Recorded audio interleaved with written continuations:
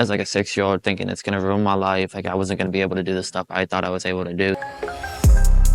I pick up a lot of shifts, so I don't really got much free time, but I try to hang with family, take care of my siblings. I was trying to get on my own, was trying to get my own place. I was getting sick and tired of working where I was working. Had my EMT cert, so I was like, why not go do something with it?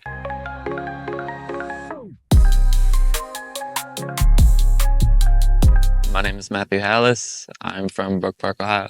Sometimes we'll have frozen leftovers. Like my favorite thing, probably lasagna. Nice cheesy, creamy pasta. No expenses paid. Ooh. I had to say when I was in New York for a baseball tournament, I was sitting there, all the guys, we went out to dinner. The dude bought me food, and whenever we did it, it was I had lobster, crab. It was so good. I'm a big seafood person, sushi. I say I love catfish, probably some fried catfish, like Cracker Barrel fried catfish is pretty good too. So I've been playing baseball for a while. So probably since I was like 3 years old, 4 years old. I started out playing rec, school ball. I went up to travel when I was 14. I was playing 18U as a 14-year-old. Then I ended up like just sticking with kids my league, my age. I'm a catcher, pitcher. Really about it is just, it's like ever since I was little, I've always loved like sports, being active, being proficient with like my body style, my lifestyle, always working out. After I graduated, I was like kind of bummed I wasn't going to go to college. I could have went to college for sports, decided not to. And then I ended up finding a lower AAA bracket team to play for. So it's out of Fairview. It's like I said, a lower bracket for AAA. Last year we went to the regionals, won regionals, and then the regionals were in Buffalo, New York. That's what I was talking about my food. And then they went to, I want to say Chicago for the mini World Series. We ended up losing, I think, semifinals or in finals. I'd probably be nervous just because like I'm a big person. Like I do better under pressure. So I feel like that's also like why I kind of joined the field is because I like being under pressure and doing what I do. Oh, what's superpower? Why? Man, that's a tough one. I'd probably say like intelligence, just because I like to know what I'm talking about before I talk about it, like super intelligence. Ooh. I'm big into like Chicago Fire, Chicago Med, so probably the Chicago series. The field we're in, I like just watching it, seeing the comparisons of like the TV shows versus like what we really do. What we really do is kind of a little bit different than what they actually do on TV shows. Like you won't be out in the field and see someone stab someone in the throat for a tracheostomy. Like yes and no, but like that's kind of like their job is to dramatize it. That's what gets the hook, the interest, everything about the shows. Exactly. It's why they're on the main screen. Probably I'd say like I said, work out, sleep when I can. I pick up a lot of shifts, so I don't really got much free time, but I try to hang with family, take care of my siblings when I can. I step out, probably movie theaters. I do BMXing sometimes, so like go BMXing, play cornhole a lot. I'm getting there on decency. I mean, I can hit an air mode when I need to, but other than that, besides the deployment, when I did the deployment, other than that, not really. So I went to the one in New York. Tell us about that. How was that trip? That was fun. We went down and came back, like just multiple days. Didn't really want to get the hotels. It's a lot more expensive out there. I like being right on the water, playing right by the water. That was pretty cool. Yeah, like I said, we were like right on the edge of inside of Buffalo. We were at Buffalo. Probably it's a little bit more chill. Miami, Florida, or Miami, Ohio, like Ohio, Florida. Yeah, big Buffalo. Big Josh Allen over here. And that's what's crazy. I'm not a Bills fan or nothing. Chicago, dude. Uptown, dude. Buffalo, is it big uptown? It's supposed to be big, right? It's a big city. It's decent size. It's smaller than Cleveland. It's like between Cleveland and like. It's like if you take downtown and East Cleveland, just put them together. Yeah, that's what it is. Yeah. Cleveland out the west side, kind of. Yeah, Cleveland got west side, East Cleveland. Yeah, I want to go there. Like I said, I didn't go to the Chicago tournament, but I want to go there. 4.5, 5 hours away, bro. Honestly. No, so I wasn't able to because I started working here. Just being able to start out here, I was trying to get on my own. Was trying to get my own place. I was getting sick and tired of working where I was working. Had my EMT cert, so I was like, why not go do something with it? Get my foot in the door. My dream goal is probably to get my medic and then switch to Cleveland EMS and then work here part-time. Dream trip, oof. I don't know. I've always wanted to go to Brazil. I always wanted to see what it was like down there, how their culture is, their lifestyles, what they do, what they don't do. I mean, I want to, but reality is everything's getting expensive now, so you got to save up a little bit more. Say 6, 7 months now. 7 months, probably met a lot of people on the team. Mhm. You're pretty close with people? Yeah. What's your group like? I'd say I'm pretty close with some people. I talk to some more than others, but and I hang out with some outside of here. Yeah, I feel like team, like bonding almost, like having a like relationship outside of like work and then inside of work. It makes your shifts more enjoyable and like makes the time go by faster when you can joke around and have fun, but also be like majorly serious at times when you need to be. It's hard because I joke around with, like I said, a few different people. I'd have to say probably Brian Flanagan. Right. He's just a big goofball, and Yeah. it's like I love it. That's one of the people I hang out with outside of work. He's like I said, he's a big goofball. You met him at work? Yeah, and I think it was the first shift we worked together. Me and him were like just like ended up getting like really close. Just like Mark Montgomery, I like him a lot too. Nice. I joke around with him too. Like EMS. Yeah, EMS. I'm type 1 diabetic. So like when I first got diagnosed, I was 6 years old. I was at Southwest General Hospital because my sugar was 756. So there was these two medics in the ER. Their names were Steve and Ben.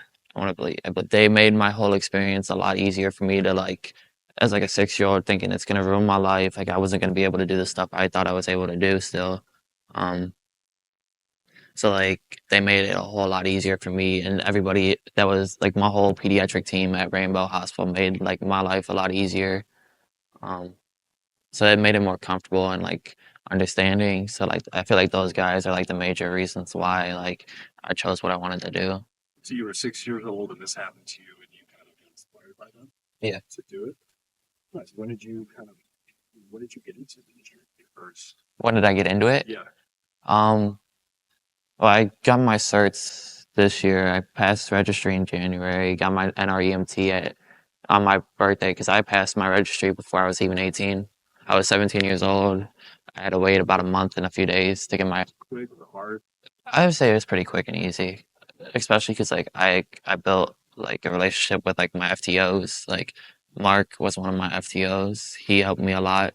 I mean, at first he was a little hard, but I mean, hey, he's the reason why I'm able to do my narrative. What were they saying to you about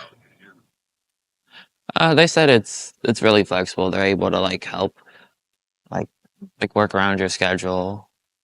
It's pretty easy, quick money almost, and it's like it still gets your foot in the door. It's great patient contact, learning all the different like types of like medical history people have and like how to treat it.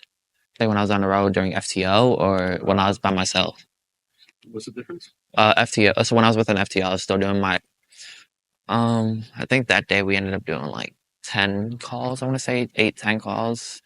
A lot of doctor's appointments. Just trying to figure out like the whole PCR and all that. Like trying to figure out like what I wanted, like what was the right wording, what was like the right like A&O, stuff like that. From your first day till now, tell us about you learned a lot. Oh yeah, I've definitely learned a lot. Yeah. So compared to the first day, what have you learned since then? I'm sorry. So since the first day.